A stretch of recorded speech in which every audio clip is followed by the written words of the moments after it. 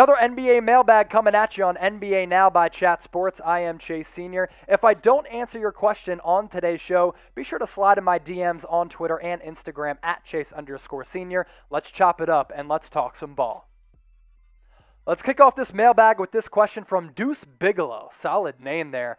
What playmaker can the Celtics get to replace Kemba Walker? The problem for the Boston Celtics is finding another team, another suitor, and another player who matches the contract status of Kemba Walker. For the next 2 seasons, he is due mid-30s to high $30 million. Now, who are you going to trade Kemba Walker for, and which team wants to absorb that salary when he's making that much money? And a lot of suitors out there think that Kemba Walker is damaged goods because those knee injuries continue to surface. Now on Celtics Today, which is our Celtics only channel here at Chat Sports, you can subscribe by going to youtube.com/CelticsTV and hitting that big red subscribe button as we get closer and closer to 6,000 subscribers. The other day, I laid out a Kemba Walker for Kristaps Porzingis trade. It's that trade or a trade similar to that from a fiscal sense that the Celtics are going to have to come to the realization of pulling off if they do want to trade Kemba Walker. He doesn't have a lot of value because of the injuries, the price tag, and his production dipping. But it's something like that. Check that video out right now at youtube.com/CelticsTV because I broke down the salaries as well as the play from those guys and why that deal can work. How about this question from Boston Bot? Which big should the Celtics get? A few out there, all with varying price tags. Andre Drummond is going to be a free agent. It is absolutely insane to me that with the Cleveland Cavaliers this past year and the year before that, he was making like close to $29 million, I believe. He is not worth that at all. And if any team across the entire league wants to pay Andre Drummond that much money, you're insane. But if he's demanding like $10 million, maybe the Celtics can go after a guy like Andre Drummond. I think Miles Turner, in terms of a trade partner with the Indiana Pacers, could be an option as well. There are a few bigs who the Celtics could target. Serge Ibaka, if he can get healthy, can opt out of his contract with the Clippers. Maybe you bring in a veteran guy like that. Or do you try to trade Kemba Walker, whose salary is somewhat similar to Al Horford, and have Al Horford come back to the Celtics with a reunion? All of those are options. Which big do you think the Boston Celtics should sign in NBA free agency? Because that's one of the biggest and most pressing questions for the Celtics going into the offseason. You have Jason Tatum. You have Jaylen Brown. You need a big with those two guys to complement them offensively. Give me a name in the comments section that you think the Celtics should trade for in the front court. Let's go to this question from Big Oso. What's the next move for the New York Knicks? My guy Marshall Green, who's behind the scenes right now, he's also on air for us now at Chat Sports, is a huge New York Knicks fan. And we talk a lot about the New York Knicks. And the one thing I keep telling him, and the one thing he keeps telling me, and the one thing that New York Knicks fans are saying, point guard, point guard, point guard. Go all in on Kyle Lowry and try to bring him in. If CP3 opts out of his contract with the Phoenix Suns, give him $40 million for the next 2 seasons. You saw the change in culture in Phoenix that CP3 has brought to the table, and I think they are primed to compete for an NBA championship. I don't think CP3 is going to leave the Phoenix Suns. I think he opts out of that contract. I don't think he leaves the desert. Kyle Lowry, on the other hand, is an unrestricted free agent, and he is the leadership piece. He is the creator piece. He is the playoff experience piece that I think fits in nicely next to RJ Barrett, as well as some of the other pieces on that roster, especially Julius Randle, that I think could take them to the next level. And man, that Bulldog mentality, Tom Thibodeau loves it. So I'm saying Kyle Lowry. YuansToyShow, another question from him. Should Los Angeles get Bradley Beal or Russell Westbrook? I'm all out on Russell Westbrook. I think he's one of the most exciting athletes that we've ever seen in the history of the NBA. I think he's also one of the least clutch players in the history of the NBA and one of the most inefficient. He's way too reckless. Never knows when to slow it down, especially late in games and in the playoffs. He's like 7-24 or 8-24. In the last several seasons in the playoffs since KD left. It's just not good enough. Now, if you want to trade Anthony Davis away for Bradley Beal, that's maybe a deal that the Wizards would entertain. And LeBron James loves Bradley Beal. His camp has said as much. So it would take a deal like that. But Russell Westbrook, No chance. You don't win with him in the playoffs. Let's go to this question from Tyler Reeves. What are your thoughts on maybe a Wiggins for KP trade and Lauri Markkanen interest in Dallas? I think what you're trying to say. What do you think about an Andrew Wiggins for Kristaps Porzingis swap and Dallas Mavericks' interest in Lauri Markkanen? So Markkanen, I believe, correct me if I'm wrong, is going to be a restricted free agent. And there are going to be teams who are going to offer him a lot of money. The moving block that would have to take place before that, though, is Dallas getting rid of Kristaps Porzingis so that they can offer Lauri Markkanen a max contract, because I think that's what he's going to demand. I think Markkanen is a better player than Kristaps Porzingis. So on that front, I would be in. Andrew Wiggins for Kristaps Porzingis in terms of salary, they're both making in the neighborhood of $30 million, could work financially. And honestly, for the Dallas Mavericks, I would explore that deal. And for the Warriors, I would just hope that Kristaps in a more firm culture alongside guys like Steph Curry and Klay Thompson would flourish a little bit. Less pressure would be on him. Maybe that's a trade that both organizations are going to explore. And honestly, Tyler Reeves, you got the ideas cooking in my mind right now for a future video on Warriors Today. Today's show is brought to you thanks to our friends at Newsbreak. It's the best app that I use on my phone right now. So if you want to see what I'm talking about, go to chatsports.com/newsbreak. Download the Newsbreak app right now. If you plug that link into your browser, it'll redirect you to the App Store, and you'll be able to download what will become the best app on your phone. They're a huge supporter of what we do here at Chat Sports, and if you want to continue to get free videos every single day, every few hours here at Chat Sports, help us out by downloading Newsbreak. Some more reasons to do so.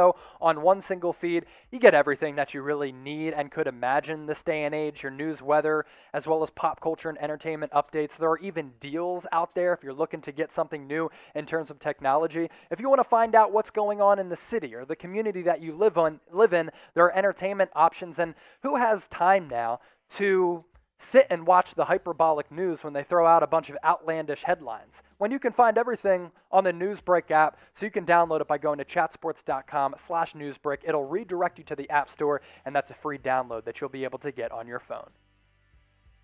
We move ahead in this NBA mailbag with this question from the third Splash Bro. I'd like to be the third Splash Bro because I certainly got the stroke to do so.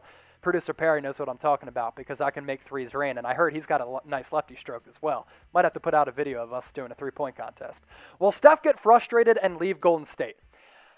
I just don't see it happening. And I know during the season we covered some of the Steph Curry to Lakers rumors. Bob Myers said after the year, one of the biggest goals for the Warriors, 1, to get healthy, 2, to lock up Steph Curry to a long-term contract. And I think Steph Curry, in terms of a business move, made a right decision, turning down a contract extension and not coming to an agreement on one last December prior to that deadline, because then he went off for one of the most historic and impressive stretches of offensive basketball that we've seen in NBA history. He increased his value even though he's 33 years old. He's going to secure the bag. I think the Warriors should definitely pay him whatever he wants. He's been the face of that franchise. He could probably even be within the ownership ranks if he wants to. So I don't think he leaves Golden State because I think the Warriors do end up paying him. How many more rings, speaking of Steph Curry, do you think that he wins with the Warriors? Very interesting question that producer Perry cooked up here. I'm going to go one more, which will bring his total to 4.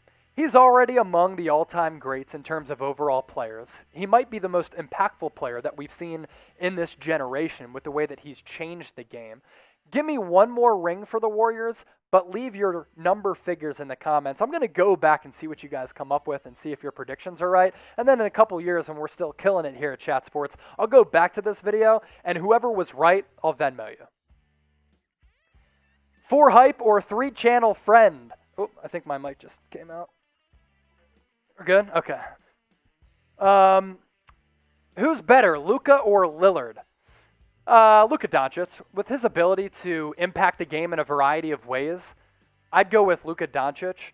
He's also younger. Like, he's in his early 20s, and Damian Lillard is in his early 30s. He's also been in the league far longer. So I would go with Luka Doncic, especially if I'm building my franchise right now with a particular piece. Give me Luka. I think the kid's a superstar. He's a generational talent. And like I said, his ability to alter and affect the game in a variety of ways is just miraculous. Baby Skyhook, should LeBron have his jersey retired with the Lakers? So he's changing his jersey number from 23 to 6 to help promote Space Jam, which comes out in a couple weeks this summer. And can I say that Space Jam, when it was released in the late 90s with Michael Jordan, one of the best sports movies of all time? I don't think that's a hot take. That was one of the movies that got me obsessed with sports. So LeBron changing his jersey number from 23 to 6 to promote Space Jam. Is he going to have both numbers retired? I don't know. Look, for me, you get your jersey retired when you're with a franchise for a long time and win multiple championships. LeBron has 1 with the Lakers right now. If he wins like 3, I would say so. 1? No, not going with it. Let's move on to this question from Geoffrey W. Is Lonzo Ball the best fit for the Chicago Bulls? Leading up to the NBA trade deadline, I wanted the Chicago Bulls to trade for Lonzo Ball. I want him back in a big market because he's really entertaining. He had one of the best years of his career, if not the best year of his career this past year, especially shooting the ball. He shot nearly 40% on 3-point tries. And Zion Williamson was playing a ton of point guard for the Pelicans, forcing Lonzo Ball in this weird position at like the 2 or 3. If I'm Lonzo, I want out of New Orleans. I'd love to go to a big market and try to bring the Bulls back. I think he'd be a great fit on the Bulls, no doubt, Geoffrey W. Appreciate that question. Gary Sanderson, which free agent gets the Jeremy Grant treatment, overpaid at first, and then balls out? Wow, that is an excellent question, and I honestly have to give you props for that. Let me think about that. Before this season, I would say like Norman Powell, but Norman Powell like balled out at times, and I think he opts out of his contract and becomes a free agent. Producer Perry, if you got a name on this that you can think of, a guy who gets the Jeremy Grant treatment, where you're like, oh my gosh, he's so overpaid, and then you're like, oh, he's one of the most improved players in the league. He actually deserved the bag. I'm trying to think of NBA free agents who kind of fit that category. Any names that come to mind? No. Producer Perry is saying not at the moment. Yeah, so, okay, that's understandable. I would say a guy in the category of Norman Powell, kind of like that Gary Sanderson. But honestly, you kind of stumped me, and props to you, because as you can see, I can basically talk at length about anything, so good question there. Let's move on to this question from Ranier Albert Lizada. Porzingis to Orlando for any Magic players not named Cole Anthony or Markelle Fultz. If the goal for the Orlando Magic is to rebuild, why would you take on Porzingis, who's off injured, whose game has decreased the last couple of seasons, who's extremely expensive? Like, if I'm the Orlando Magic, I want either very young pieces like Fultz, like Cole Anthony, guys who you can build around, especially some of the pieces you got back in that Aaron Gordon trade, and maybe like cheaper options who help you kind of build the culture. Kristaps Porzingis, he ain't helping you build the culture at all. If I'm the Magic, I'm staying away from KP. Let's pivot to this question from YVNG11. Warriors trade Oubre, Samaljic, 2021 second for Toppin, Bullock, Rose, 19th overall pick. They trade Wiggins for DeRozan, or Wiggins, 19th and 14th for a star that wants a trade. My mind is blown. How do I even answer that question? First of all, Kelly Oubre is going to be an unrestricted free agent, so that would have to be a sign-in trade. So that can't happen. That takes that trade off the table. Trade Wiggins for DeRozan. DeMar DeRozan is also going to be a free agent as well.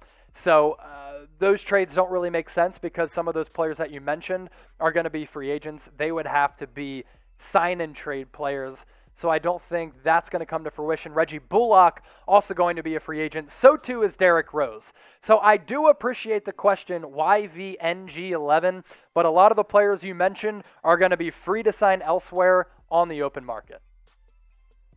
Another super chat coming in from Sadie and Jeremy Chuggs. Shout out Perry, also Chase Chug. I will chug. Here we go. Oh, we got a beer? Nice. Cool. So this is why you subscribe to Chat Sports, because, you know, sometimes we just chug beers. So I will just do a quick chug for Jeremy Chuggs and sip a beer. It's happy hour here in Dallas. All right, let's get to, we good for the next question, Perry? Cool. All right. Let's move on to this question from 4Hype or 3Channel Friend. Who is the most underrated player in NBA history? Most underrated player in NBA history. Most underrated player in NBA history. Let's go recent NBA history. I think, like, I personally believe that Kyle Lowry recently has become criminally underrated. I also think prior to, like, I don't know, maybe 2 seasons ago, like, Damian Lillard outside of the Pacific Northwest was criminally underrated as well. Kawhi Leonard is what producer Perry is saying. He's not given the respect that he deserves in terms of being like a generational player and a cold-blooded killer. I think he's the closest thing since Kobe that we've had to Michael Jordan in terms of a guy who can just take over games late and hit a variety of shots with varying levels of difficulty. So those are some of the players that I'd say in recent modern-day NBA history are definitely underrated.